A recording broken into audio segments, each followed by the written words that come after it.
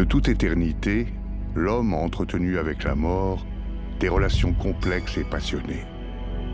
L'insupportable révélation de sa propre fin l'a très vite conduit à en contourner l'évidence en imaginant un au-delà, royaume invisible où il pourrait rejoindre, après le fatal passage, ses ancêtres disparus avant lui.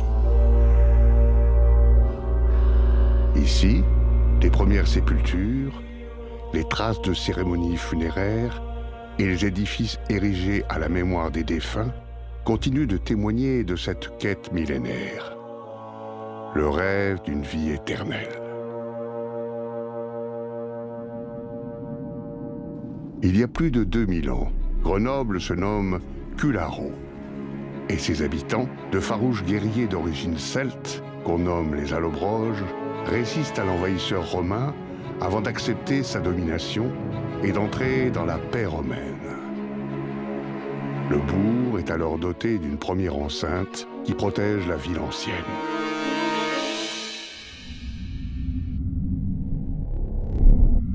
Les morts étaient alors enterrés hors de la ville, sur l'autre rive de l'Isère. C'est donc ici que sont apparus les premiers mausolées, édifices funéraires construits à l'initiative des familles gallo-romaines les plus fortunées.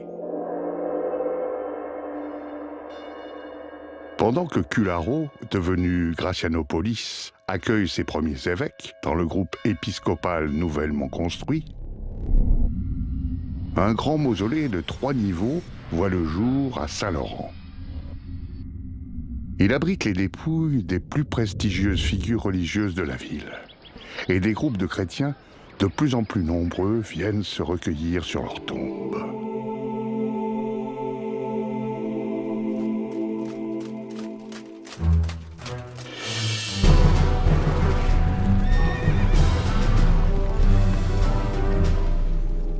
Clovis, roi des Francs, renforce par son baptême le pouvoir et l'influence des autorités religieuses. En l'an 520, le grand mausolée sert de base à la construction de la première église.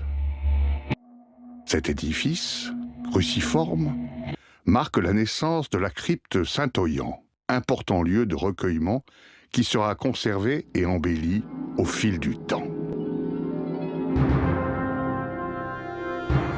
Dagobert, Pépin le Bref, Charlemagne. Avec l'avènement de la dynastie des Carolingiens, une nouvelle église, plus vaste, vient englober les édifices existants. On y perpétue la vénération des corps saints dans les salles souterraines, pendant que les messes sont célébrées au-dessus, dans une grande nef superposée aux cryptes.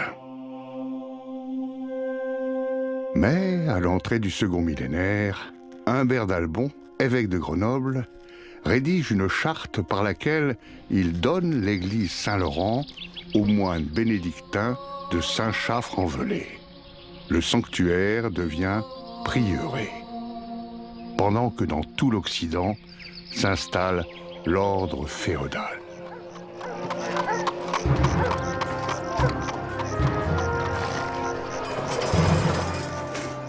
Plus d'un siècle après l'installation des moines, le prieuré adopte le style roman. L'architecture est simplifiée, la contre-abside carolingienne est détruite pour laisser la place à un clocher-porche. Un cloître est aménagé au sud de l'édifice, pendant que le mur nord, prolongé jusqu'à l'Isère, devient un véritable rempart de protection.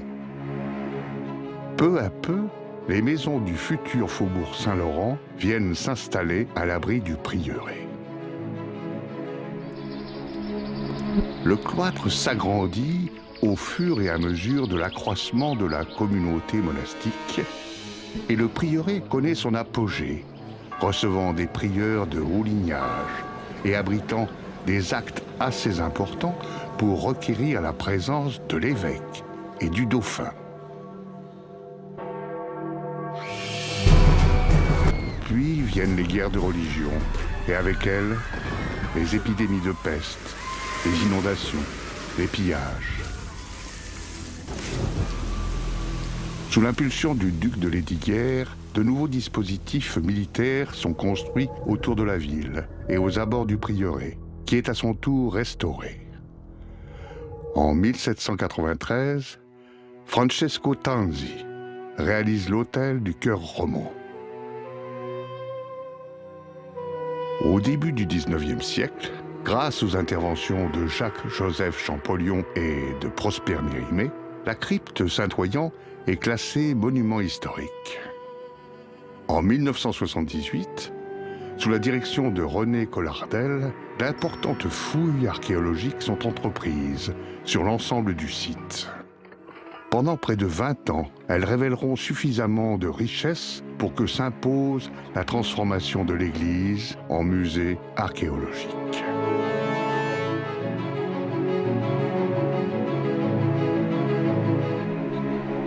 De ferveur en fureur, de splendeur en supplice, le site de Saint-Laurent a traversé le temps, en conservant, comme dans un grand livre ouvert, les traces additionnées de 2 millénaires d'histoire.